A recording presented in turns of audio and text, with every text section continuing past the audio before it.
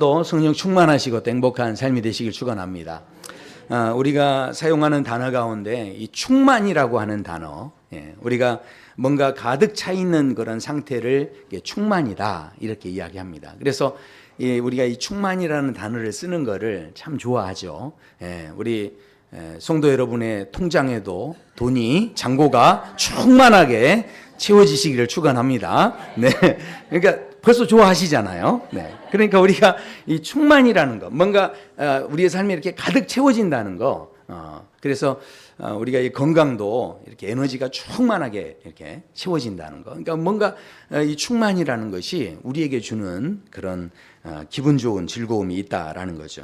그런데 우리 인생 살다 보면 그래서 우리가 이제 실은 막 뭔가를 채우고 더 채워서 충만하기를 원하는데, 그런데 우리 인생 살다 보면 의외로 그렇지 않은, 그러니까 채우기보다는 오히려 내가 가진 것을 가지고 다른 사람을 도와주고 나눠줬는데 생각지 못하게 내가 가진 문제가 해결되어지는 이제 이런 신비한 일들이 실은 있다라는 것입니다. 성경에 보면 그런 사건들이 좀 있죠. 요셉이라는 사람이 그랬습니다. 꿈을 가진 사람이었고, 그래서 원대한 어떤 꿈 속에서 그 일을 이루기 위해 아마 기대감과 포부감 가운데 그렇게 지냈을 텐데 형들의 시기 질투를 받아서 노예로 팔려가게 됩니다. 그리고 노예로 팔려간 그 신세가 되었을 때 결국은 억울한 누명을 쓰고 감옥까지 들어가게 되는데, 그런 상황 속에서도 인생이 참 딱하게 됐죠. 너무 억울한 상황이지만, 그래서 어떤 의미에서는 자신의 억울함을 누가 풀어줘야 되고, 그 다음에 자신의 삶 속에서 도움을 지금 받아야 되고, 얼마나 지금 부족한 게 많아요. 그래서 사람들의 많은 관심을 실은 받아야 될 그런 처지에 있는데도 불구하고 이 요셉은 자기 일을 생각하지 않고 감옥에 함께 갇혀있던 관원들의 그 얼굴빛을 살피면서 혹시 도울 일이 있는가 하면서 그분들을 도와주는 이제 이런 일들이 있게 되고, 결국은 그 사건을 계기로 해서 애굽 왕 바로 앞에 이제 서게 되고 애굽의 총리가 되어지기까지 하는, 그러니까 생각지 못한 그런 어떤 길이, 인생의 길이 열리게 되는 그런 이제 어떤 사건들이 있었다라는 것이죠. 내가 노력해서 뭔가 채우려고 하는 것이 아니고 오히려 남을 도와줬을 때 그 도움이 오히려 내 삶에 있어서 새로운 길을 여는 계기가 됐다라는 겁니다. 구약 성경에 보면 또 사르밧에 과부가 있었습니다. 미망인이었죠.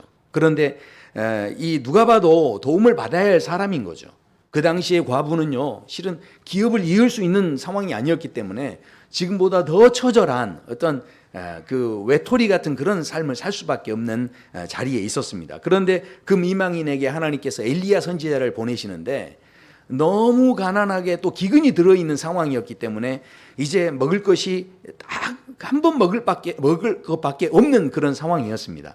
그런데 하나님께서 그 먹을 거를 이 선지자를 섬기도록 엘리야에게 이렇게 대접하도록 그렇게 인도를 하십니다.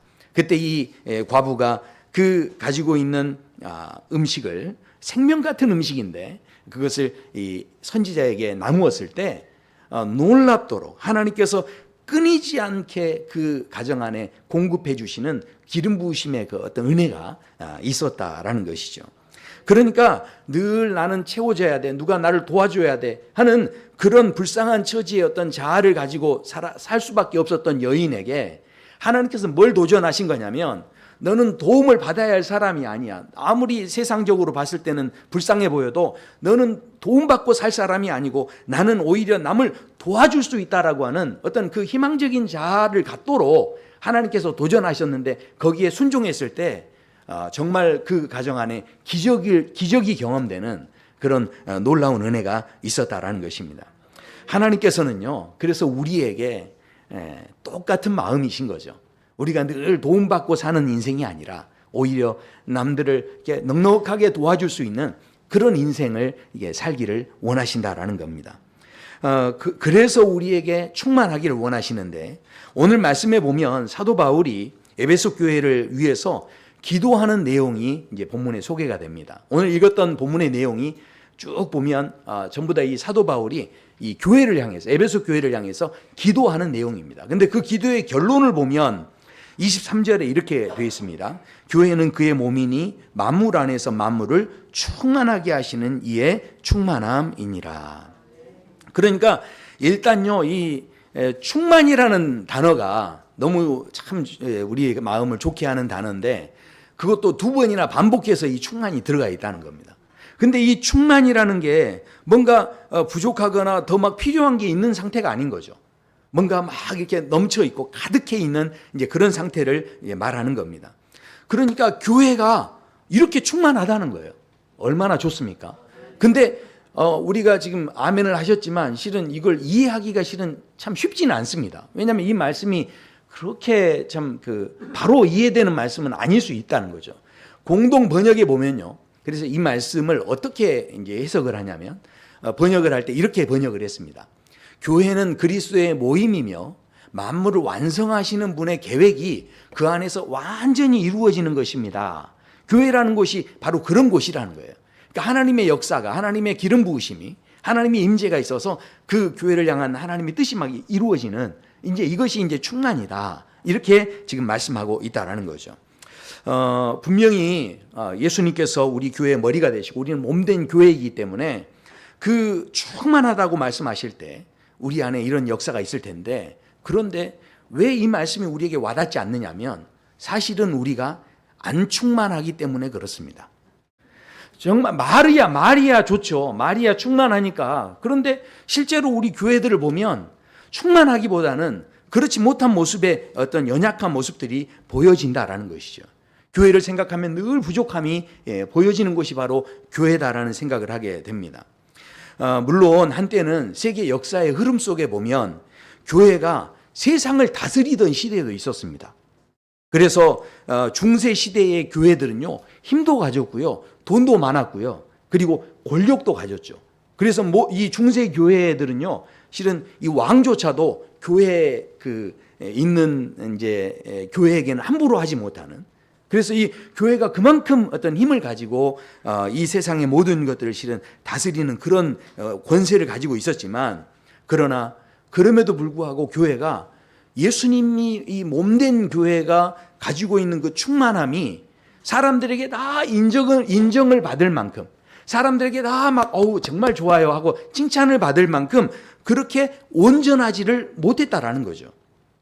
힘을 가졌을 때나 힘이 없을 때나 실은 교회는 한결같이 뭐 가지고 있으면 그걸 가지고 부패하고 타락하고 또 세상의 가치관을 가지고 오히려 더 충만해 있는, 오히려 예수님으로 충만해 있기보다는 늘 좀 손가락질 받고 실은 질타의 대상이 되고 있는 교회 현실을 우리가 보면서 이 말씀이 말씀으로만 있는 거지 우리의 삶 속에 이런 일들이 얼마나 이루어졌는가 생각하면 우리 안에 어떤 물음표가 생길 수밖에 없는 이제 그런 말씀이다라는 것이죠.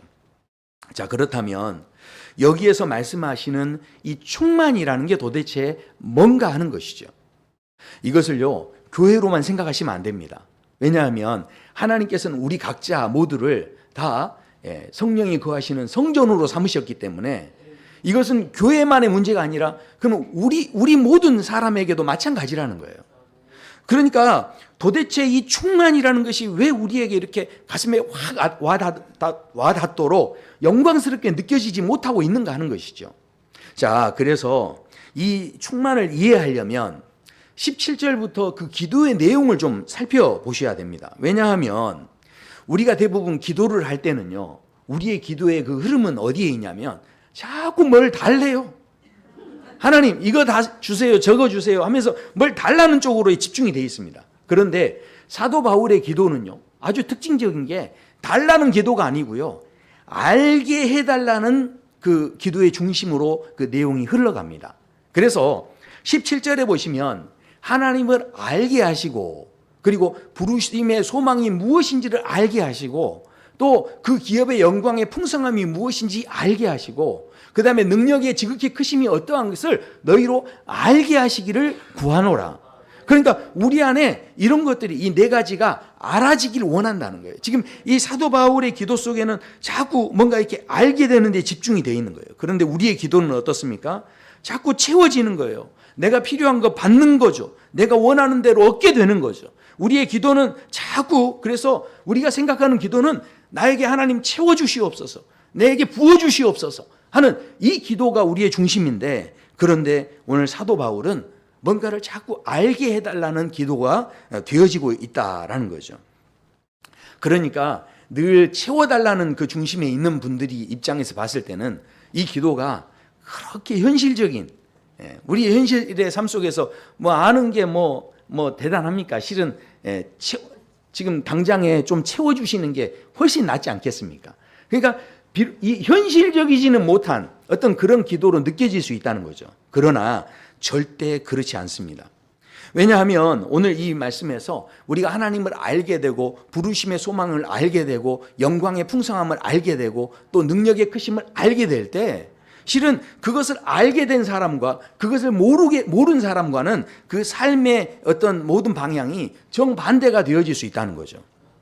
제가요, 이게 시간이 가면서 제가 너무너무 이게 감사한 건, 이 지난 새벽에 이렇게 말씀을 이렇게 인도하면서 그 예수님의 너무 놀라우신 은혜를 제가 막 선포하는데, 그런데 그 준비하면서부터요, 마음이 막 가슴이 벅차오르더라고요.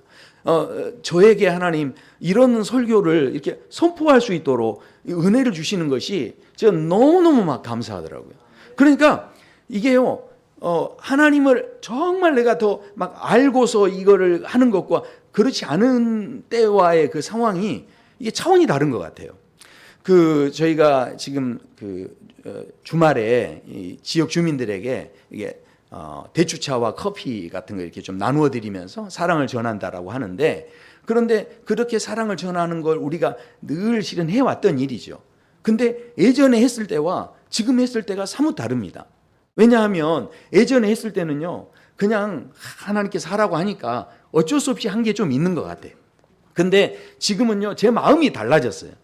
이게 하나님이 기뻐하시는 교회, 결국은 전도와 선교를 가지고 우리가 하나님 앞에 서는 것이 얼마나 귀한가를 제 마음에 계속 감동을 주셨고, 제가 그것을 가지고 우리 성도님들에게 나누고 그렇게 했는데, 세상에 이번에 이렇게 또 커피를 나누는데, 또 대추차를 나누는데, 물론 동일하게 안 받는 분도 있지만 그러나 분위기가 완전히 달라요.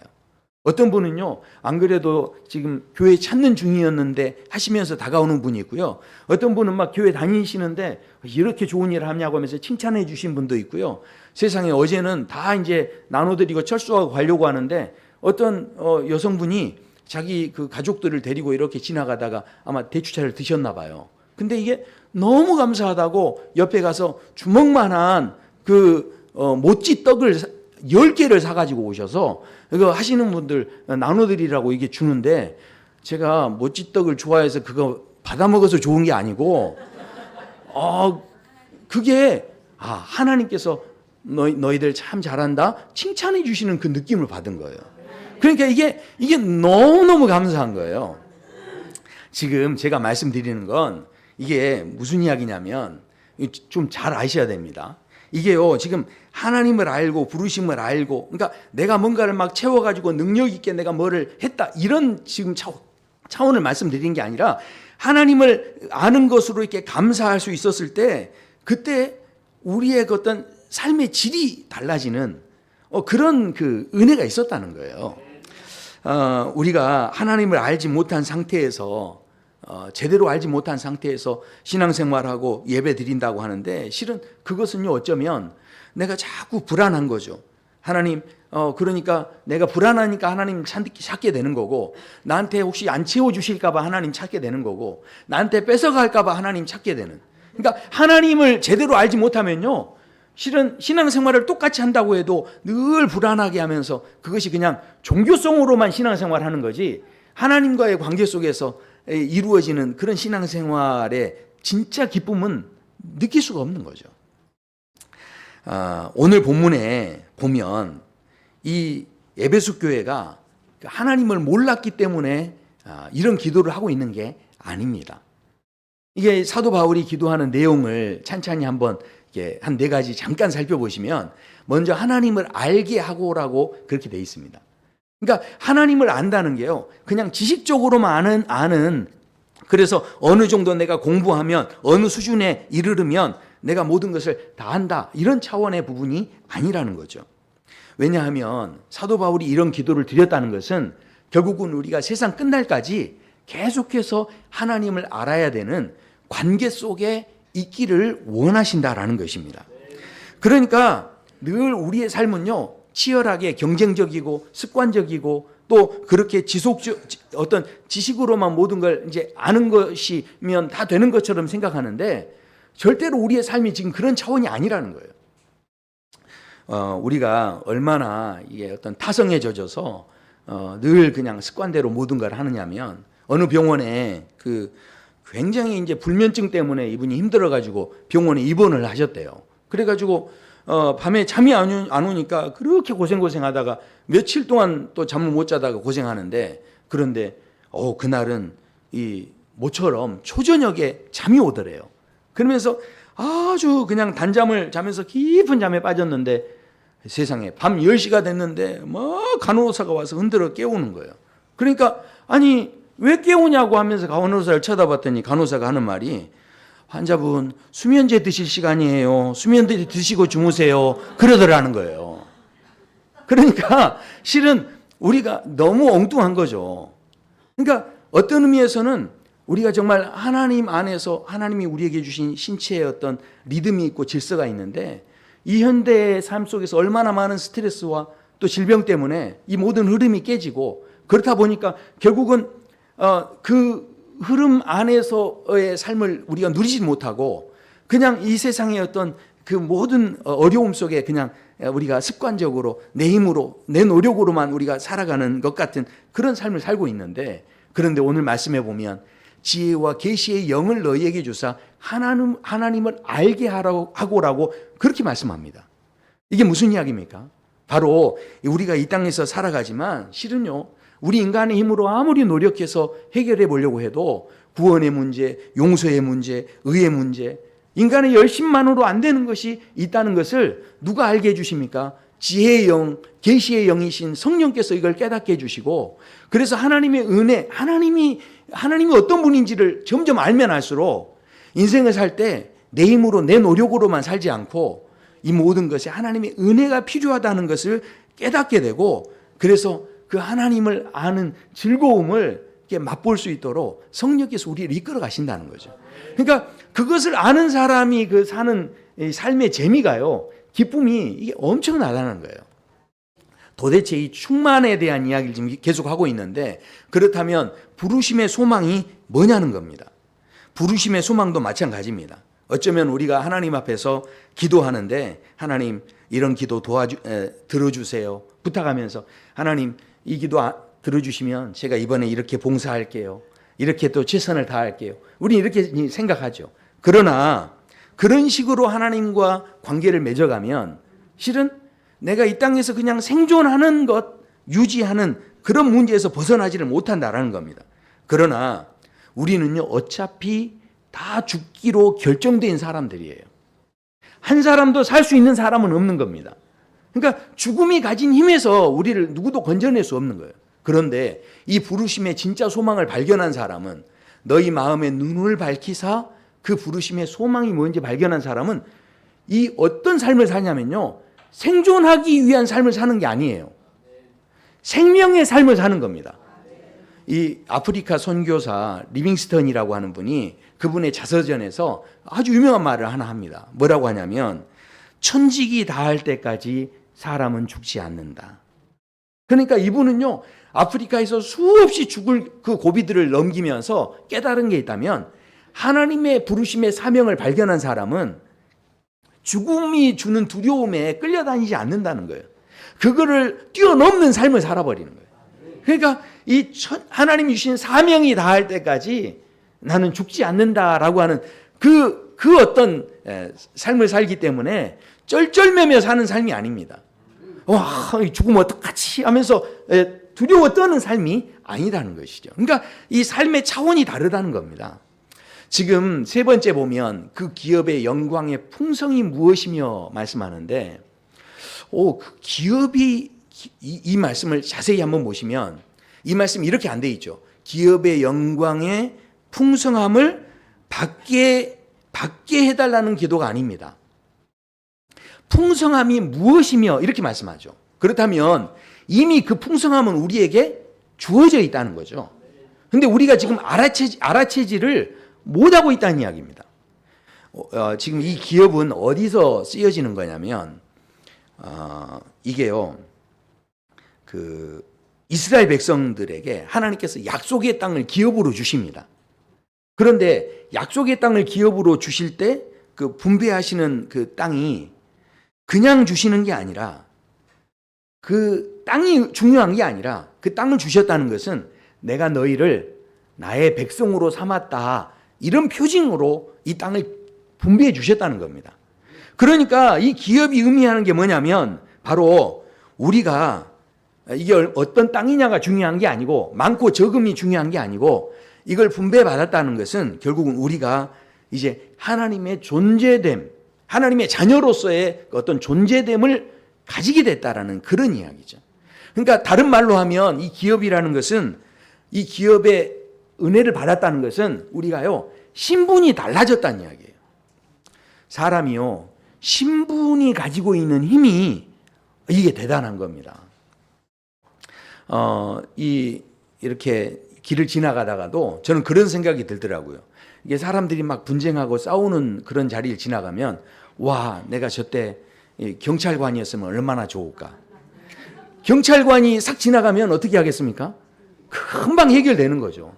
근데 동네 아저씨다 보니까 지나가도요, 이렇게 힘을 못 쓰는 거예요. 이게 신분이 주는 힘이 있더라고요. 어떤 사람이 옛날에 이게 공동묘지가 있는데 거기를 이렇게 지나서 마을로 내려가는데 그 공동묘지 근처에서 어떤 꼬마애가 막 놀면서 재밌게 놀면서 아주 밝은 얼굴로 놀고 있더래요. 그러니까 하도 신기해가지고 야, 너 공동묘지인데 무섭지도 않냐? 그렇게 물어봤대요. 그랬더니 애가 하는 이야기가 아니요? 그러면서 이상하다는 듯이 아저씨를 쳐다보니까 그 아저씨가 그랬대요. 아니, 너 왜 무섭지 않아? 그랬더니 이 아이가 그러더래요. 우리 아빠가 이 묘지 관리인인데요. 그랬다는 거예요. 그러니까 한번 생각해 보세요. 아니, 두려움이 문제가 아닌 거고요. 실은 우리 인생의 주인을 누구로 삼느냐에 따라서 우리가 평상시에 이렇게 두렵게 생각했다는 모든 것들이 실은 아무것도 아닐 수 있다는 거죠. 내가 어떤 존재냐 여기에 따라서 이게 달라질 수 있다는 거죠. 마지막 네 번째 보면 능력의 지극히 크심이 어떠한 것을 너희로 알게 하시기를 구하노라 이렇게 말씀하죠. 그러니까 이 세상 사람들은 지금도요 힘을 가지기 원하죠. 그리고 권력을 가지기 원하고 그런 세상 속에 실은 우리가 살고 있습니다. 그런데 너무 놀라운 것은 능력의 지극히 크심이 나에게 있는 게 아니고 이걸 우리에게 주시는 게 아니고 누구에게 있다는 겁니까? 하나님께 있다는 거죠. 그렇다면 하나님을 섬기는 사람들은 너무 좋은 거예요. 내가 굳이 힘을 가지고 관리할 필요가 없는 거예요. 힘이 있으신 누구 옆에 딱 붙어 있으면 돼요? 하나님께 그냥 붙어 있으면 되는 겁니다. 이렇게 편한 거를 모르고 늘 힘을 유지하기 위해서 늘 힘을 갖기 위해서 애를 쓰고 몸부림치는 세상 사람들을 생각하면 얼마나 피곤하게 사는 거예요. 이 맛을 아시는 분들은 이거 아멘 하실 텐데 이게 지금 얼마나 이게 너무 귀한 건데. 자, 보십시오. 그래서요, 능력이 지극히 크신 것이 어떤 것이냐고 하냐면 이 뒤에 설명이 나옵니다. 그것은 바로 그 힘으로 죽은 자 가운데서 다시 살리시고 자기 오른편에 앉히시고 그리고 모든 만물을 다 복종시키시고 교회의 머리로 삼으시고 하는 이 모든 은혜가 바로 지극히 그래서 19절에 보시면 그 힘의 위력으로 그러니까 그 하나님의 능력의 지극히 크심으로 이런 은혜들을 우리에게 허락해 주셨다라는 것이죠.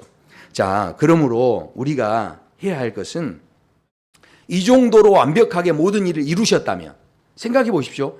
만물을 발 앞에 다 복종시켜 버렸대요. 그렇다면 여기에서 우리가 실은 더 이상 할 수 있는 건 없는 겁니다. 이미 다 누가 하신 겁니까? 하나님께서 하신 거고 예수님의 능력 안에 이 모든 게 이루어진 거죠. 그렇다면 우리가 여기에서 뭐 대단한 걸 아무리 한다고 해도 그것이 도움이 될 수 있는 게 아니에요. 그렇다면 우리가 지금 뭘 하는 게 중요한 게 아니고 내가 더 능력을 받아서 내가 더 뭔가를 체험을 받아서 내가 그것을 가지고 막 애를 쓰는 것이 중요한 게 아닌 거고 이미 이루어 주신 것을 깨닫고서 알고서 그걸 가지고 내가 누릴 수 있고 막 그것을 막 자랑하고 찬양하고 이렇게 하는 것이 지금 우리 신앙의 삶에서 정말 필요한 문제다는 것이죠. 자, 그렇기 때문에 우리가 생각하는 충만함은 뭡니까? 항상 우리가 생각하는 건요, 건강이 부족하니 건강 채워주시옵소서, 힘이 부족하니 채워주시옵소서, 돈이 부족하니 채워주시옵소서, 사람의 숫자가 부족합니다. 채워주시옵소서, 우리가 부족할 때마다 채워주시옵소서, 충만케 해주시옵소서. 예. 일부 때 이 빈자리 채워주시옵소서 하니까 아멘도 나오던데 여기는 아멘도 안 하시네요. 아무튼 막 채워주시옵소서 하는 것에 대해서 우리가 막 아멘하고 막 좋아하는데, 그런데 오늘 본문에서 말씀하시는 충만은 그런 채워줌의 충만이 아니라는 거예요. 오늘 본문에서 말씀하시는 충만은 어떤 거냐, 어떤 충만이냐면 이 관계 문제라는 거예요. 관계 문제. 그러니까 내가 하나님을 알게 되니까 하나님의 그 어떤 영광스러움을, 그 하나님이 가지신 그 놀라운 은혜를 내가 막 이게 깨닫게 되니까, 풍성함을 알게 되니까 그 안에서 누려지는 이게 관계에서 나오는 이 충만함이 있다는 겁니다. 자, 이게 뭔지 제가 이제 한번 설명을 해드릴게요. 이게 굉장히 중요한 건데, 남편과 아내의 관계로 한번 이걸 생각해 보세요. 남편과 아내가 있습니다. 자, 여기 다 남편 된 분들 계실 텐데, 자, 우리 남편 된 분들 생각 한번 해보세요. 나의 아내는 정말 모든 걸 다 잘해서 나의 아내를 볼 때마다 나는 늘 충만함을 느끼는 그런 분들 계시죠? 네. 자, 우리 아내분들에게 한번 물어봅니다. 아내분들, 예. 내 남편은 진짜 뭐든지 다 잘해서 남편에게 나는 정말 충만함을 느끼는 나한테는 그런 마음이 있습니다 하는 분 계십니까? 예, 지금, 예. 자, 한번 생각해 보세요. 이제, 굉장히 당황스럽습니다. 자, 근데 잘 한번 생각해 보세요. 남편이요, 돈도 잘 벌고, 착하고, 믿음도 좋고, 잘생기고, 배도 안 나오고, 애들하고도 잘 놀아주고, 또 처가에도 잘하고, 하여튼 남편이 만 가지를 다 잘하는 거예요. 그리고 하나도 부족함이 없는 그런 남편. 예. 그런 남편. 네. 야. 예. 자, 물론 그런 남편이 없겠죠. 네. 뭐 희망사항이라고 하셨는데, 자, 근데 그러면 그런 남편이 있다고 한번 상상을 해 보세요. 자, 그런 남편이 있었을 때 그런 남편의 완벽함, 충만함이 정말 나를 충만하게 할 수 있을까요? 자, 한번 생각해 보십시오. 성도 여러분, 잘 한번 이제 또 생각해 보세요. 제 아내가 있는데, 제 아내가 진짜 이쁘죠? 이거, 저희 아내가 진짜 완벽하죠? 이거 제가 예를 잘못 드는 건지 모르겠네, 이게. 아무튼 너무 기분 나쁘게 듣지 마시고. 그러니까 저희 아내가 정말 예쁘지 않습니까? 그래서 이제 감사합니다. 네. 그렇게, 그러니까 우리가 이제 생각할 때, 야, 내 아내는 진짜 완벽해. 그래서 정말 건강하고 예쁘고 음식도 잘하고 또 애들도 잘 가르치고 내조도 잘하고, 늘 부지런해서 늘 예쁘게 화장도 하고, 그러면서 그렇게 모든 것에 완벽하고 충만하다면, 자, 그러면 무슨 일이 생길까요? 그 아내는요, 실은 잠을 몇 시간밖에 못 잘 거예요. 왜냐하면 그런 일들을 다 완벽하게 해내려면, 그걸 다 충만하게 해내려면 그냥 자고 싶은 대로 다 자고 그 일을 할 수는 없는 거예요. 결국은 잠은 겨우 얼마 자지도 못하고, 남편이 일어나기 전부터 일어나서 화장도 하고, 모든 걸 완벽하게 해야 되니까, 그런 식으로 만약에 아내가 그 완벽함을 가지고 충만함을 가지고 이게 남편에게 다가온다면, 그렇다면 그걸 보는 남편의 마음은 진짜 충만해질까요? 저 같으면 그렇지 않겠죠. 그러니까 그렇게 된다고 한다면 굉장히 미안하든지 너무 안타깝든지, 막 그런 마음이 생기겠죠. 아니면 그렇게 완벽한 아내가 만약에 진짜 있다고 한다면 뭐 숨 막히지 않겠습니까? 내가 혹시 AI랑 사는 거 아니야? 뭐 이런 생각이 들지 않겠습니까? 그러니까 우리가요, 그렇게 사는 것 자체가 정말 좋을 것 같지만, 그러나 어쩌면 그것이 숨 막히는 삶이고, 그 완벽함이 우리에게 정말 충만함을 주고 만족함을 주는 것이 아닐 수 있다는 거죠. 충만함이 느껴지는 건요, 완벽해서 느껴지는 게 아니라는 겁니다. 그러니까 남편과 아내가 있고 아내가 남편이 있는데, 그런데 이 사이에서 충만함을 줄 수 있는 힘은 뭐냐면 세상에 어떤 완벽함이 채워져서 만족함이 되는 게 아니고, 이게 상대방이 좀 부족하고 모자라고 그런 모습이 있지만, 그러나 사랑이 느껴지고 관계가 좋아지고 마음으로 느껴지는 그런 만족함이 있을 때 여기에서 충만함이 느껴지는 거죠. 그러니까 생각해 보십시오. 아내가 밥을 정말 열심히 해줬는데 맛은 되게 없는 거예요. 그런데 비록 맛은 없지만 그 아내가 밥을 준비하기 위해서 정말 애를 써서 사랑으로 막 정성껏 준비를 한 거예요. 그러면 어떻습니까? 그런 음식이 주는 충만함이 있는 거죠. 그러면 그 음식을 받아서 이렇게 먹는 남편은 어떻게 먹겠습니까? 그런 음식을. 아무튼 연애는 해보지도 않으신 분들하고 제가 이야기를 하려니까 참 너무 힘든데, 드라마에 나오지 않습니까? 뭐 이렇게 보면 이게 남녀가 서로 사귀면서 음식도 서로 막 해주고 그러는데 음식이 막 짜고 먹을 수도 없는데도 어떻습니까? 그 정성을 봐서 먹는 사람은 표시 하나도 안 내고 너무 맛있어하는 표정으로 이게 먹는 그런 드라마는 안 보셨어요? 맨날 너무 막장 드라마만 보지 마시고요. 네. 그러니까 생각해 보세요. 완벽함이 주는 충만함이 우리를 이렇게 만족을 시키는 게 아니고, 실은 그 안에 사랑이 담겨 있었을 때, 비록 부족하지만 그 정성이 담겨 있었을 때 거기에서 느껴지는 우리 안에 그 충만함이 있다는 거죠. 그러니까 오늘 물론 우리 주님은 불완전하지 않으시죠.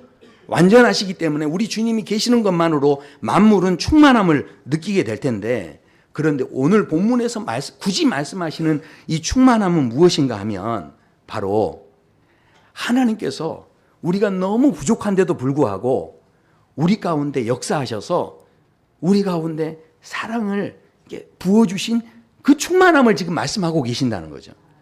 그러니까 우리에게 뭘 대단하게 잘해라 하시는 그런 충만함이 지금 아니라는 거예요. 이거를 아는 사람과 모르는 사람은요, 신앙생활의 질이 달라진다니까요.